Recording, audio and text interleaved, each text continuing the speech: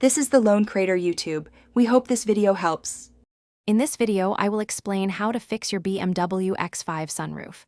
First, always begin by checking the basics. A common issue is a blown fuse, so locate your fuse box and inspect the relevant fuse for the sunroof.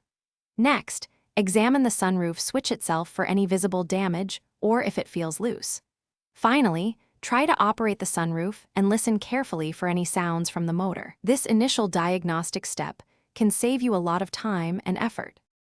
Once you've ruled out electrical issues, focus on the mechanical components. Dirt and debris often accumulate in the sunroof tracks, causing binding. Use a clean cloth and a suitable cleaner to thoroughly clear the tracks. After cleaning, apply a silicone-based lubricant to ensure smooth operation. Also, carefully inspect the guide rails for any physical damage or obstructions that might be preventing the sunroof from moving freely. These steps are crucial for proper function. If cleaning and lubrication don't resolve the problem, you'll need to look deeper into the motor and cables. Accessing the sunroof motor usually involves removing some interior trim. Once exposed, check all electrical connections to the motor to ensure they are secure. Carefully inspect the sunroof cables for any signs of fraying, kinking, or complete breakage.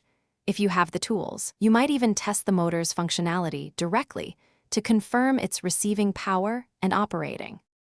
For persistent issues, a full sunroof reset procedure can sometimes recalibrate the system and resolve glitches.